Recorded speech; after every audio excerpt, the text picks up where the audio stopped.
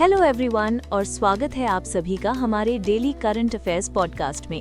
आज है मार्च 31, 2026। मैं हूँ जिया और मेरे साथ है विलाट।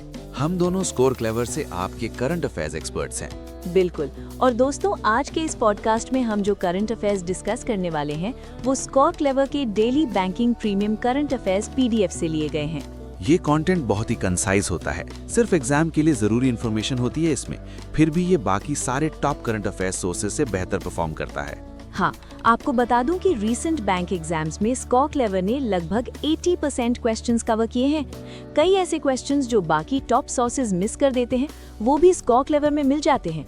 एग्जाम्पल के लिए रीसेंट SBI PO 2025 एग्जाम में स्कोर क्लेवर ने अफेयर्स क्लाउड के मुकाबले 4 ज्यादा क्वेश्चंस कवर किए थे। एग्जैक्टली हमारे full time current affairs experts daily newspapers को एनालाइज करके कंटेंट को जितना हो सके उतना कंसाइज बनाते हैं। ये PDF बाकी सोर्सेज से टिपिकली 5 गुना छोटी होती है, लेकिन परफॉर्मेंस में सबसे आगे है। ये PDF आपको स्कोर क्लेवर के टेलीग्राम चैनल पर मिल जाएगी। चैनल ज्वाइन करने का लिंक डिस्क्रिप्शन में दिया हुआ है। तो चलिए शुरू करते हैं आज की पहली खबर से। यूनियन मिनिस्टर अश्विनी वैष्णव ने इंडिया की ऑरेंज इकोनॉमी को मजबूत करने के लिए 3 डिजिटल और ब्रॉडकास्टिंग इनिशिएटिव्स लॉन्च किए हैं। हाँ, अब आप सोच रहे होंगे कि ये ऑरेंज इकोनॉमी क्या है, राइट? हाँ, बता दो सबको आसान भाषा में। ऑरेंज इकोनॉमी का मतलब है क्रिएटिव इकोनॉमी, यानी वो इंडस्ट्रीज जो आइडियाज, आर्ट, कल्चर और टेक्नोलॉजी पर बेस्ड है। तो इसमें पहला इनिशिएटिव है नेशनल AI स्किलिंग इनिशिएटिव। इसके तहत 15,000 क्रिएटर्स, मीडिया प्रोफेशनल्स और स्टूडेंट्स को फ्री AI ट्रेनिंग दी जाएगी। वाओ, फ्री AI ट्रेनिंग, ये तो बहुत बढ़िया है। और दूसरा इनिशिएटिव है माई वेव्स प्लेटफॉर्म। ये एक नया सिटीजन क्रिएटर प्लेटफॉर्म है जिसे प्रसार भारती की वेव्स OTT सर्विस में इंटीग्रेट कर दिया गया है। और तीसरा इनिशिएटिव तो हर घर के लिए काम का है।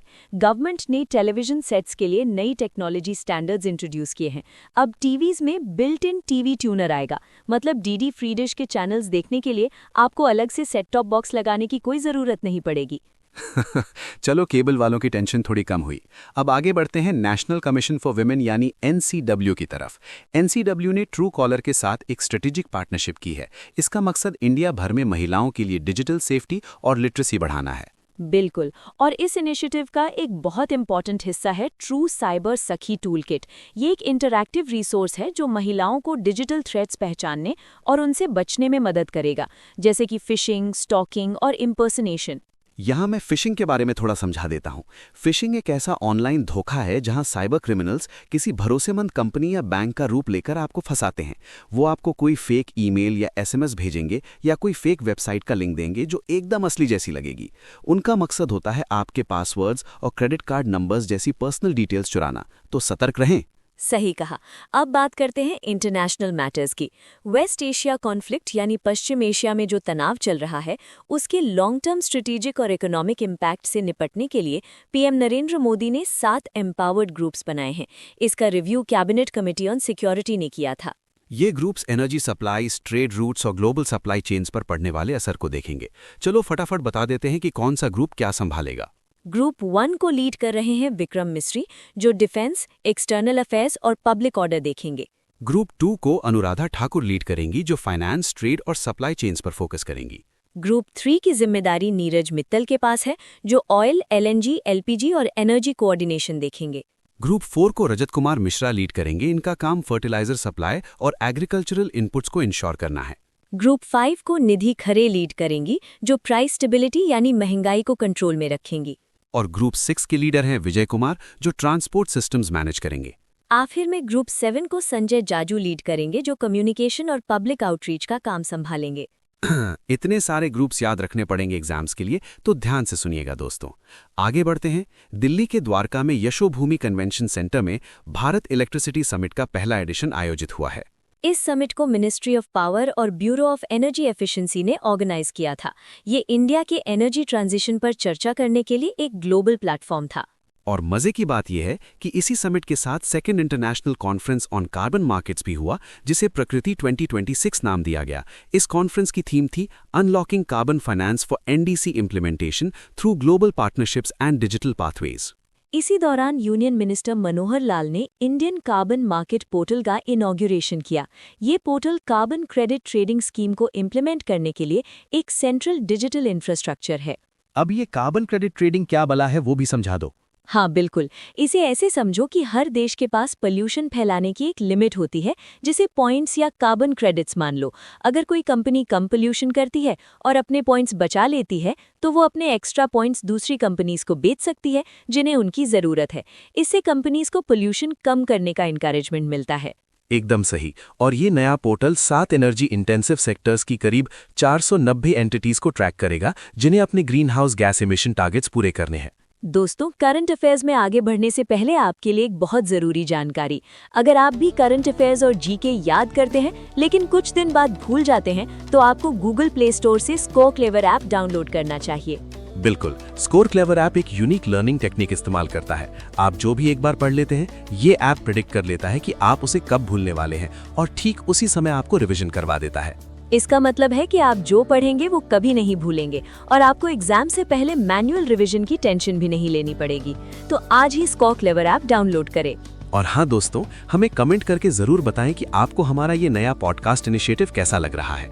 इस पॉडकास्ट को बनाने में बहुत मेहनत लगती है, तो प्लीज हमें सपोर्ट करें। इस वीडियो को लाइक करें, अपने कम से कम 5 दोस्तों के साथ शेयर करें और चैनल को सब्सक्राइब करना बिल्कुल ना भूलें। चलिए वापस न्यूज पर आते हैं। बैंकिंग सेक्टर से एक बड़ी खबर है। लक्ष्या एसेट मैनेजमेंट कंपनी को सेबी से इंडिया में अपना म्यूचुअल फंड बिजनेस शुरू करने का अप्रूवल मिल गया है। ये ध्यान रखने वाली बात है कि इस एएमसी को वेल्थ फर्स्ट पोर्टफोलियो मैनेजर्स ने स्पॉन्सर किया है, जो नेशनल स्टॉक एक्सचेंज और बॉम्बे स्टॉक एक्सचेंज दोनों पर publicly listed wealth management company है। अब चलते हैं आर्ट एंड कल्चर की तरफ। मिनिस्ट्री ऑफ कल्चर ने इंडिया के फोक और ट्राइबल म्यूजिक को दुनिया भर में प्रमोट करने के लिए न्यू दिल्ली में यूट्यूब के साथ एक MOU साइन किया है। इस इनिशिएटिव का मकसद इंडिया के डाइवर्स कल्चरल हेरिटेज को डिजिटल प्लेटफॉर्म्स के जरिए प्रिजर्व और पॉपुलराइज करना है। मिनिस्ट्री ऑफ कल्चर इसे लीड करेगी और एक जॉइंट टास्क फोर्स इसे एग्जीक्यूट करेगी। इसमें YouTube एक नॉलेज पार्टनर की तरह काम करेगा, जो training, analytics, insights, monetization guidance और राइट्स अवेयरनेस प्रोवाइड करेगा। मतलब हमारे लोकल आर्टिस्ट्स अब YouTube पर और भी अच्छी कमाई कर पाएंगे। हाँ, वायरल होने के चांसेस बढ़ जाएंगे। अगली खबर फॉरेन एग्रीमेंट से है। इंडिया ने भूटान के साथ पोस्टल और लॉजिस्टिक्स सेक्टर्स में कोऑपरेशन बढ़ाने के लिए एक MOU साइन किया है। इस एग्रीमेंट से दोनों देशों के बीच क्रॉस बॉर्डर कनेक्टिविटी और सर्विस डिलीवरी बेहतर होगी। इसका एक बड़ा हिस्सा है यूनिवर्सल पोस्टल यूनियन के पोस्ट ट्रांसफर सिस्टम को UPI के साथ इंटीग्रेट करना। इससे दोनों देशों के सिटीजन्स के लिए पोस्टल नेटवर्क के जरिए डिजिटल रेमिटेंसेस भेजना बहुत फास्ट, अफोर्डेबल और रियल टाइम हो जाएगा। वैसे यूनिवर्सल पोस्टल यूनियन की बात हुई है तो बता दूं कि इसके डायरेक्टर जनरल मसाहिको मोटोकी हैं। इसका हेडक्वार्टर स्विट्जरलैंड के बर्न में है और ये 1874 में एस्टैब्लिश हुआ था। Great facts. आगे बढ़ते हैं आयुर्वेदा की तरफ। Central council for research in Ayurvedic sciences ने अनुवादिनी AI के साथ एक MOU साइन किया है। ये CCRAS मिनिस्ट्री ऑफ आयुष के अंडर आता है। और ये अनुवादिनी AI platform all India council for technical education ने डेवलप किया है, जो मिनिस्ट्री ऑफ एजुकेशन के अंडर है। इस पार्टनरशिप का मकसद आयुर्वेदा नॉलेज को आम जनता तक पहुंचाना है। बिल्कुल। इस MOU के तहत AI की मदद से CCRAS के रिसर्च आउटपुट्स और एजुकेशनल मटेरियल्स को हिंदी सहित 13 रीजनल लैंग्वेजेस में ट्रांसलेट किया जाएगा। अगली खबर एविएशन सेक्टर से है। Directorate general of civil aviation ने गति शक्ति विश्वविद्यालय के साथ एक MOU साइन किया है। इसका मकसद एविएशन, एविएशन इंजीनियरिंग और एविएशन मैनेजमेंट के एरियाज में नॉलेज और स्किल्स को शेयर करना है। वैसे directorate general of civil aviation के डायरेक्टर जनरल फैज़ अहमद किदवई हैं। हेडक्वार्टर्स न्यू दिल्ली में है और ये 2009 में बना था। अब बात करते हैं रैंकिंग्स की, जो एग्जाम्स में अक्सर पूछी जाती हैं। QS वर्ल्ड यूनिवर्सिटी रैंकिंग्स 2026 का 16th एडिशन रिलीज हो गया है। इसमें Indian Institute of Technology, Indian School of Mines Dhanbad को engineering, mineral and mining subject में ग्लोबली 21st रैंक मिला है। और Indian Institute of Management Ahmedabad को भी बिजनेस एंड मैनेजमेंट स्टडीज और मार्केटिंग में 21st रैंक मिला है। सबसे बड़ी बात यह है कि मार्केटिंग सब्जेक्ट रैंकिंग में इंडिया का ये डेब्यू है। ग्लोबली बात करें तो USA 37 सब्जेक्ट्स में फर्स्ट प्लेस के साथ लीड कर रहा है और UK 15 सब्जेक्ट्स में टॉप पर रहकर सेकंड पोजीशन पर है। इंस्टीट्यूशंस की संख्या की बात करें तो USA सबसे आगे है 228 इंस्टीट्यूशंस के साथ। उसके बाद चाइना, UK और इंडिया का नंबर आता है। इंडिया 120 नए इंस्टीट्यूशंस के साथ दुनिया का चौथा सबसे बड़ा हायर एजुकेशन सिस्टम बन गया है। डिफेंस सेक्टर में भी एक अच्छी खबर है। इंडियन नेवी को अग्राय नाम का शिप मिल गया है। ये 8 anti submarine warfare shallow water craft vessels में से चौथा वेसल है। इसे कोलकाता की garden reach ship builders and engineers ने इंडिजिनसली डिजाइन और बिल्ड किया है। ये शिप्स 77 मीटर्स लंबे हैं और इंडिया के सबसे बड़े नेवल वॉरशिप्स हैं जो वाटर जेट्स से चलते हैं। इनमें state of the art light weight torpedoes, indigenous rocket launchers और शैलो वाटर सोनार लगे हैं ताकि पानी के अंदर के खतरों को आसानी से पहचाना और खत्म किया जा सके। एक इंटरेस्टिंग फैक्ट ये है कि ये नया अग्राय असल में पुराने INS अग्राय का ही नया रूप है। पुराना वाला 1241 PE क्लास पेट्रोल वेसल था जो 2017 में डीकमैनन हो गया था। इस नए शिप में 80% से ज्यादा इंडिजिनस कंटेंट है। और हाँ, garden reach ship builders and engineers के चेयरमैन और MD कॉमोडोर PR हरी हैं। इसका हेडक्वार्टर्स कोलकाता में है और ये 1960 में नेशनलाइज हुई थी। बिजनेस न्यूज की बात करें तो L&T finance limited officially United Nations global compact का सिग्नेटरी बन गया है। इसे ज्वाइन करके L&T फाइनेंस ने अपनी बिजनेस स्ट्रैटेजी को 10 यूनिवर्सली एक्सेप्टेड प्रिंसिपल्स के साथ अलाइन कर लिया है। ये principles human rights, labour, environment और एंटी करप्शन से जुड़े हैं। साथ ही L&T finance partnership for carbon accounting financials का भी सिग्नेटरी है जो उनके फाइनेंस्ड एमिशंस को मैनेज करने की उनकी कमिटमेंट को दिखाता है।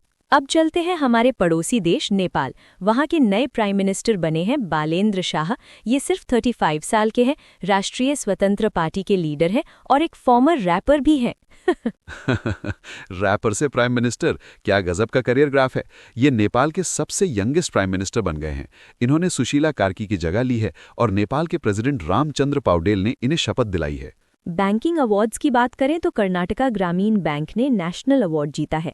ये अवार्ड उन्हें फिस्कल ईयर 2024-25 के लिए self help group bank linkage में आउटस्टैंडिंग परफॉर्मेंस के लिए मिला है। ये award union ministry of rural development ने प्रेजेंट किया, जिसे बैंक की तरफ से जनरल मैनेजर VM रुक्मिणी देवी ने एक्सेप्ट किया। और आज की आखिरी खबर, 35th सरस्वती सम्मान 2025 के लिए बंगाली राइटर रामकुमार मुखोपाध्याय को सिलेक्ट किया गया है।